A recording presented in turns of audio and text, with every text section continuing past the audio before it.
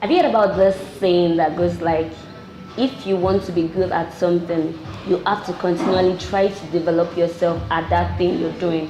It's not just about finding out what you do or what you love to do, finding out your passion. You have to know how to get better at your craft. So yes, my name is Tolla, and this is another episode of Talk with Tolla. I'm really excited about this episode because you hear a lot of talks that says, how do I find my passion? How am I going to know this is exactly what I want to do, or this is what I would like to do in the future? But then there are really no talks about how to get better at what you're doing. So yes, I'm with the king himself, I'm sure everybody is knows him, who I'm talking about. His name is Timi Agbaje.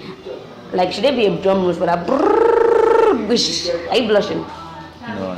Okay, so Timi Agbaje is an MC, a compere. He is the CEO of S1Ep magazine, and he's just everything you really like to know about mastering your craft. Because really, Timi Agbaje started when? 2015. It started 2015, and right now he has done a lot of things that everybody knows about. Lagos, Ife, London, UK, everywhere. It's just, it's just been going around, and I've just been really praying that it will take me there, but I've gone there. Okay, so Timi, we are talking about mastering your craft, but before you have to master your craft, obviously you have to discover what you're doing and what you love to do. How did you find out your passion? How did you discover yourself? Basically, everybody has something that they find comfortable doing and they love doing. So I just have to find a soft spot for me, something I could do with ease, and I love. So I just started. Okay, so S1Ep magazine here, comparing here. When did you start S1Ep magazine? How did comparing start for you? The biggest challenge anybody can ever have is doing two things that are very tasking together. It's like trying to dig two holes at the same time. No matter how much you try, you either dig the two of them slowly at the same time, or you dig one further than the other. So I try to balance the two of them together. Started S1Ep almost at the same time when I started being an MC, but I gave S1Ep more time at the point, and another point I had to give my personal brand time too. But I had to go forward on some, chill on some, go forward and chill at the other time. Okay, so when you started, I would like to put you in this frame of mind. Compare yourself when you started comparing and now, because right now you are compare yourself now and when you started there. What would you say is the big difference, and how has this difference come about? Yeah, when I started back then, it was very crazy. A lot of people didn't know what I was about to do or what I was going to do at the event. I had to practically lobby for shows and do some for free, do some at very ridiculous prices. So now, I still do some, I don't call them free shows, I call them complimentary shows, like probably for relationship or for people that I know that cannot really afford it and they actually need the excellence, and I partner them on some other levels and I do this stuff. When I started that time, I didn't really used to care about what I wear to the show and all. I just tried to look okay. But there's some shows that I have to go to now that no matter how much I try, the expectations on so many levels are very, very different. For example, when I started, I was doing shows that even the audience were, let's say, just be an MC and all. Now I talk in front of people that have maybe 60 years experience or whatever they do, 80 years already, 60, 70-year-old people, professors, dignitaries, people that normally when you see them, you can't just run into them. You'll be lucky to see them, and I do my stuff for people like that. So the expectations of what I am facing right now is different from what I'm doing that time, and the quality of what I'm doing this time is far from what I was doing before, and the returns too is better and bigger from that time. So what would you attribute the success and the development to? I think first thing, God. Nobody can ever do without God. I always still like calling myself small boy big God every time, because without God, nobody, no matter how good you are, it's just nothing. I would actually attribute it to focus and hard work. I had something I knew was tenacity of purpose. A lot of people didn't want to allow me to do my stuff. A lot of people didn't actually believe that I could do it. So it was hard, fighting for recognition, fighting for relevance, fighting for the platforms and opportunities to do all these things. So I basically at the point in time had to like give all I had. There are times that I do these shows like you pay me a lot of money and then most of them are actually free that time. And even despite the fact that they were free, these people don't even appreciate what you're doing and all. So I didn't look at all the bad side, I didn't look at the down talks, I didn't look at the look downs and all. I kept focused. Forging ahead. Yeah, and I kept forging ahead. Okay, so I'm sure compared to when you started and now, there's been a big difference. It's not the way you started. That's not the same way you are right now. There's been a lot of changes. There's been a lot of growing. How did you grow? How do you grow yourself? How do you still grow yourself as a person and as your brand? My brand actually, I started growing it on the level of one very popular boy to a certain extent that was doing nothing and I was one annoying boy now. That's why I see some people that still, no matter what I am, they still look, this boy, no, you can't do this, no. When I started my MC stuff, I always went after one thing, feedbacks from my event. I didn't do it because I wanted people to know that I was doing stuff and all. If I anchor a show, I look for a familiar face in that event or someone I could just walk up to. What did I do well? What didn't I do well? What do you think I could do better? And then over time, I used to like try to follow people that are ahead of me, try to see them do their stuff, what I can do better when they're doing, and what I can gain from them. So when I interact with all these people too, I'm lucky enough when I started to have some big people, let's say a big comedian that time now, as a guest at my own show, and I'm the MC. So after the show, like, what do you think I could do better now? So I gathered all the feedbacks, I tried to look at people that were ahead of me, pick 1 or 2 lessons, and I pushed myself to do it. Okay, so that's you personally. Yes. You pushed yourself and you just kept on looking for feedbacks on how people felt you performed on stage. But then let's make it to an average person right now. What would you advise me to do? I'm here, I actually want to get better, but I really don't know what to do. I'm lost. Okay, this is the idea of it.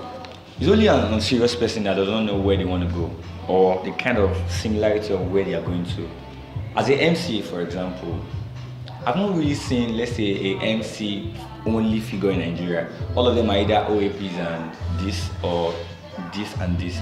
There's nobody that like is just a MC. Because being an MC is something that everybody can do. It's how you do it that makes you different. For example, now you want to be a TV host. You look for a TV host that you love. What they are doing right now, you try to follow them. You try to look at them. You might not necessarily know them personally.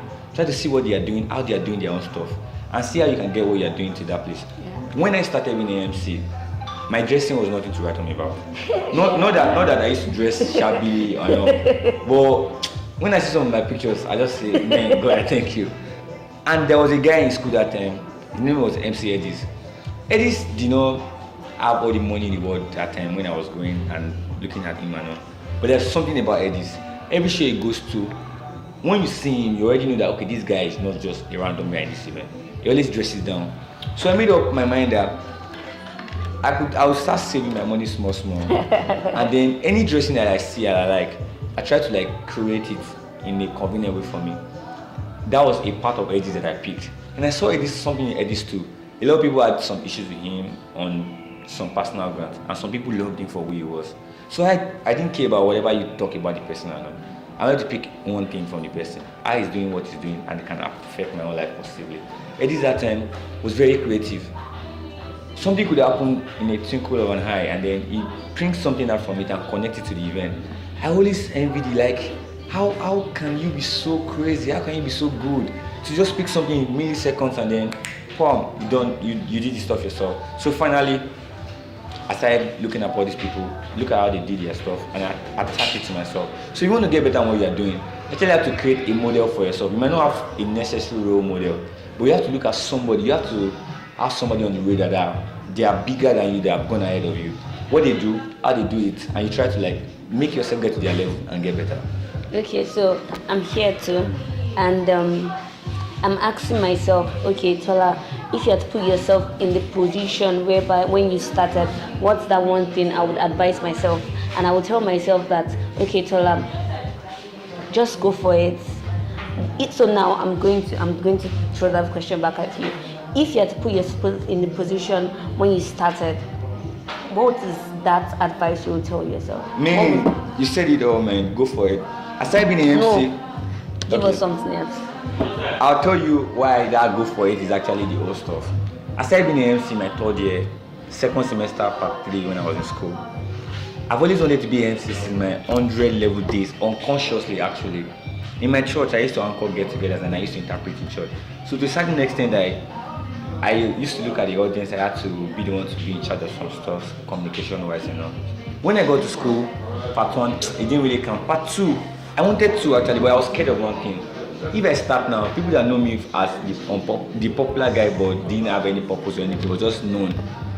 I felt it was more comfortable than being the cast MC, the MC that's not good, the stupid guy that was doing around and all. I didn't have the courage to walk up to people that I want to anchor an event because I was always scared of being turned down. I know. But one day in my room, I told my roommates that time, I was staying with a couple of other people that were not very even social. I just told them that I'm an MC. If you have any event or you know someone that wants to do an event, I'm the MC. Tell them that you have MC and all. They were laughing at me actually. And I could not blame them because it was just funny. Like waking up one day and saying that you're a fashion designer. Like people don't be looking at it that is this something Are you okay? So I went for it. A lot of other stuff. Man the mic, I did something like that in January. I've always planned events actually, but at a point when I don't get sponsors or people to support and all, I just feel I don't want to go. The only thing that made me do Man the mic when I did it was one thing. I said no matter what's going to happen, I was going to do it and people will know that I did it, and that was all. So that go for it actually, you might see it as a random idea. You know? Everybody inside us, we always have one thing, one desire that we want to actually actualize. And it might not be as big as we think, but we are scared that what if it's not successful, will people support, will this come? Why not just start first and see how it goes? Just try. Go for it. So aside comparing, what else are you into? Alright, yes, this part of me, a lot of people don't know. A lot of people look down on me on that part. Unfortunately, they are mistaken. I spent 5 years plus X in school, studying law. And I mean it with everything I'm saying right now. I am into law. I might not be into the conventional law, but I actually have interest in property law, intellectual property law, and entertainment law. So watch out for me. Watch out for me. Gradually. And I'm also into media. I have a magazine. I have big plans for the magazine. I want to go into media entrepreneurship full time. And I have some silent investment I want to go into that I cannot make public yet until I'm very sure of so many steps. So what happens in 2020 something, let's say 2020 something, when you have to pick, which is it going, are you going to have to pick, or are you going to pick between media and law, or you're going to be that lawyer that compares at night, or compares during the day, or compares on Saturdays and goes to the courts on Mondays through Fridays? You know, a lot of people ask me that question. I'm not giving up any part of these things for the other. I believe they can work hand in hand. If I run my company as a media entrepreneur and I have the chambers at the side, in as much as there's no conflict of interest, I can run all these things together. So I'll still be being an MC or being a compere is being like a human being. It's something I was born with, it's innate. I cannot suppress it, I cannot remove it. Everywhere I get to, I have to show that, okay, fine, I'm into talk, and I don't just talk, I talk differently. That's a part of me. Okay, being a lawyer, so to say, no matter how good that you're a lawyer, your communication skills matter too. So we blend together on that side. And media entrepreneurship, I believe being a media entrepreneur is even a platform to push out the other stuff I'm doing. It gives me more platforms and more opportunities. So I'm blending everything together. I'm going to be a synergy of a lot of stuff. Just watch out. Okay, so before we leave, I really enjoy you coming on. But before we leave, quick question. We talked about mastering your craft, but then we didn't. There's one thing I would like to ask you. Why should I actually get better? Why should I master my craft? Because the world evolves. The society is dynamic. The laws that applied last week might not apply next week. The money that you have now today, that your 500,000 naira today, in let's say 1975, you are like an ancestor of people that are very wealthy. But today now, your 500,000 naira is something that is still know you can spend in like 2 months or 1 month, let's say, so to say. So the world is moving every day. The world is changing. There are trends coming. There are trends going down. If you remain static, if you don't move with people ignore you and you become irrelevant. So you have to keep. It's just like antivirus on our system, on our personal computers. Every day a new virus comes out, so you have to update your antivirus to match up the demanding threats. So whatever you're doing, there will be a societal demand that is coming up every day that you have to meet up with it. Once you don't meet up with it, people want something different. And once you are not that different that they're looking for, they abandon you. And once they abandon you, Look the for word someone. goes forward, and when they go forward and they go with somebody else, before you can key into that game back, it will be very difficult for you. You become an upcoming artist when your mates that you started together are legends. So you have to be up to the game. You should actually go back and listen to that part. It's like Timi broke it down for us, man. Thank you so much, Timi. At least Pleasure. one thing I am going home with is you have to just go for it. Another thing I'm going home with is you just have to continue to master your craft, get better. The 500K that was so much money last year might not be so much money next year. Just keep getting better. Thank you, Timi Agbaje, for coming on Talk with Tolla. Pleasure. Don't forget to tune in. Don't forget to subscribe. Don't forget to follow us on all our social media platforms at Talk with Tolla. See you on the next episode. Bye.